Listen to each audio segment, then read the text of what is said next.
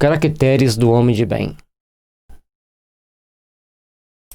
Questão 918. Por quem diz se pode reconhecer em um homem o progresso real que lhe elevará o espírito na hierarquia espírita?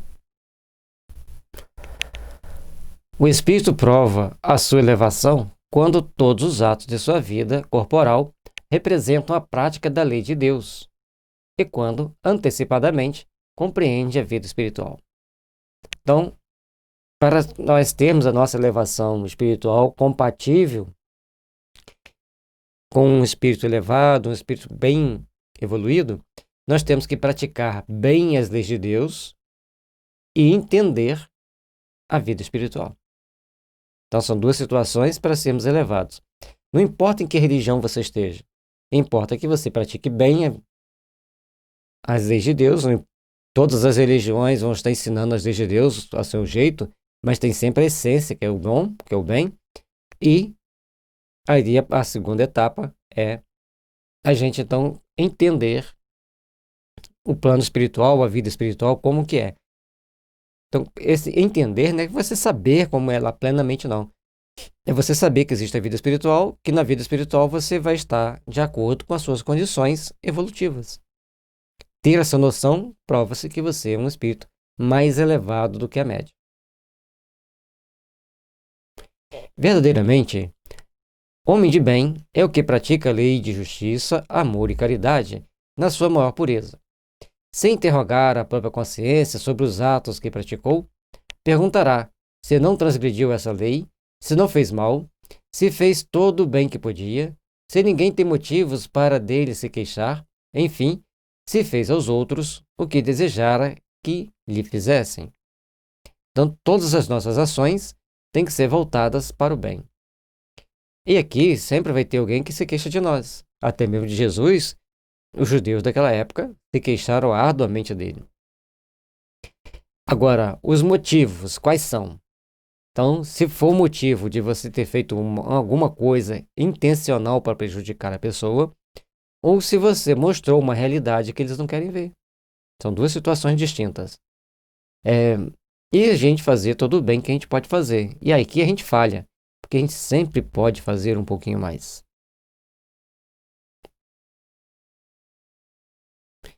E a outra, fazer aos outros o que desejara que fosse feito para nós. Essa condição é fundamental, essa condição é aquele passo necessário para a nossa evolução que nós temos que dar. Sempre pensar no que estamos fazendo, como estamos fazendo, para beneficiar o outro. Possuído do sentimento de caridade e de amor ao próximo, faz o bem pelo bem, sem contar com qualquer retribuição, e sacrifica seus interesses à justiça. E aí, fazer o bem pelo bem, a gente está procurando fazer o bem sem os interesses pessoais, o interesse apenas em ver o bem progredindo, em ver o bem se propagando. E aí é um detalhe bem complicado, bem difícil, porque todos nós sempre tem aquele detalhezinho que a gente está querendo levar algum tipo de vantagem. É bondoso, humanitário e benevolente para com todos, porque vê irmãos em todos os homens, sem distinção de raça nem de crenças. Agora, ser bondoso e humanitário não quer dizer que a pessoa seja subserviente, que deixe tudo acontecer, que tem que ser tudo bonzinho, cada um faz aquilo que bem dá na cabeça. Isso não é ser bonzinho. Isso não é também ser humanitário nem benevolente. Aí a pessoa ser condizente com as coisas erradas. Muitas das vezes nós temos que tomar pulso firme. Jesus mesmo expulsou os vendilhões do templo com muita energia. Então, em cada situação, nós temos que ver qual a melhor posição, qual a melhor postura. Nem todas as vezes vamos agir com a energia de expulsar os vendilhões do templo. Mas existem situações que nós temos que usar pulso firme.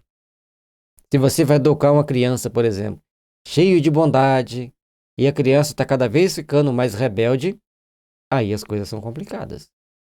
Então, nós temos que saber agir de acordo com as condições, de acordo com as situações, e agir com sabedoria e às vezes com energia.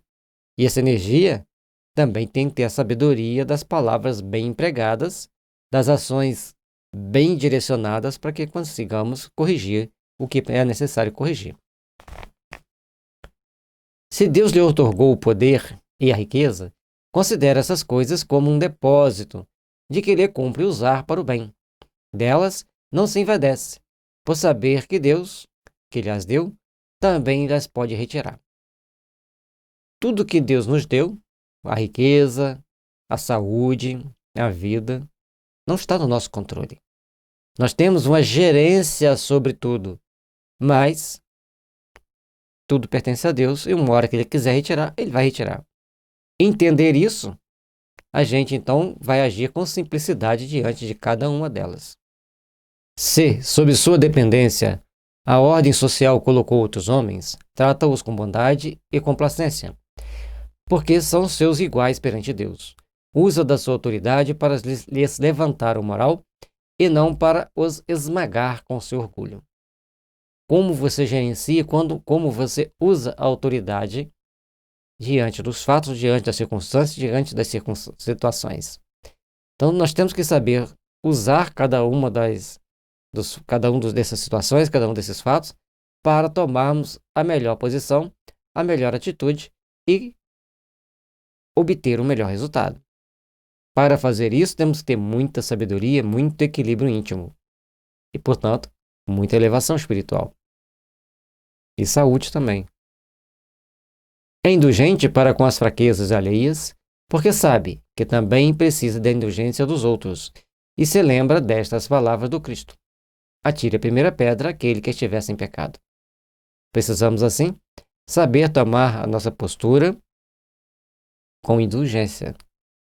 Vocês observam que são várias colocações que se somam. Portanto, para sermos um espírito elevado, temos que ter sabedoria, temos que ter paciência, temos que ter discernimento para agir e como agir na hora de agir. Qual a melhor técnica?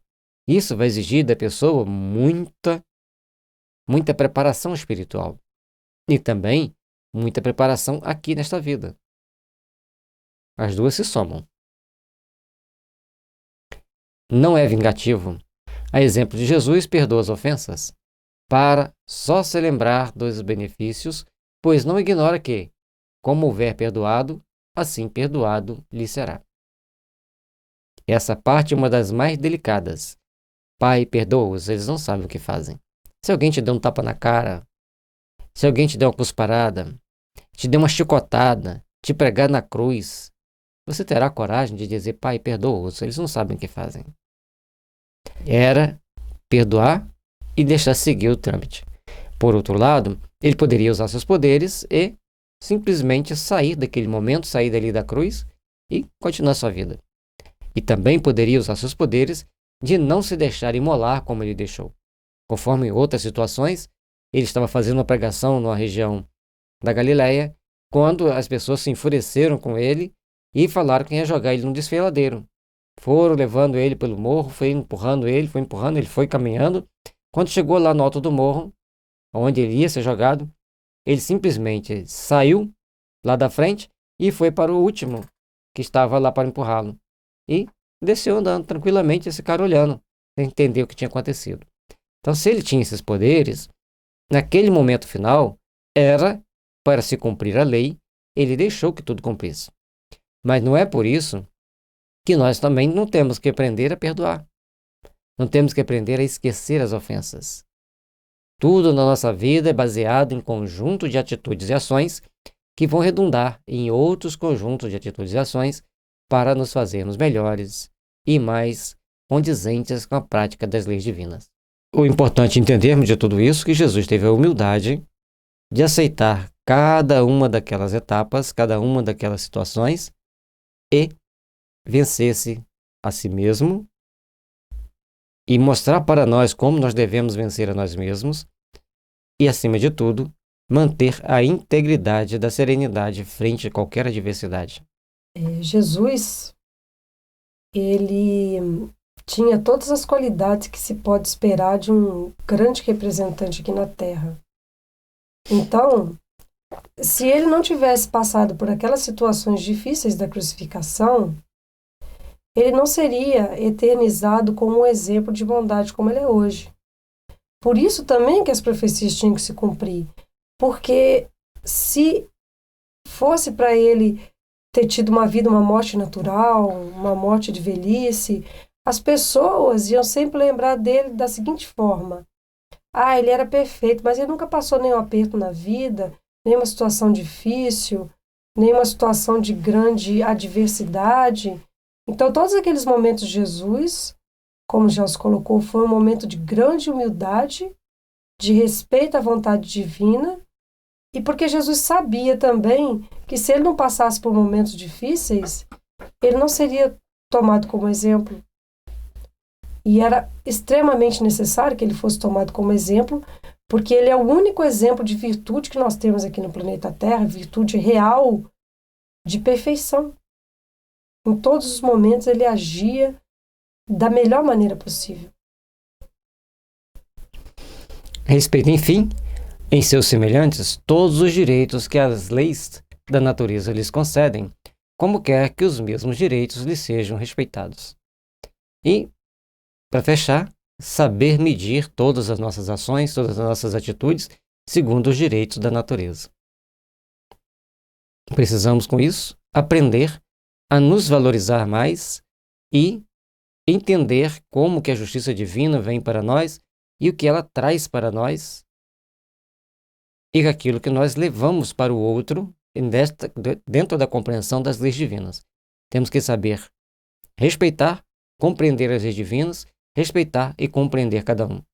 E, ao mesmo tempo, agir para manter a ordem no ambiente que nós estamos.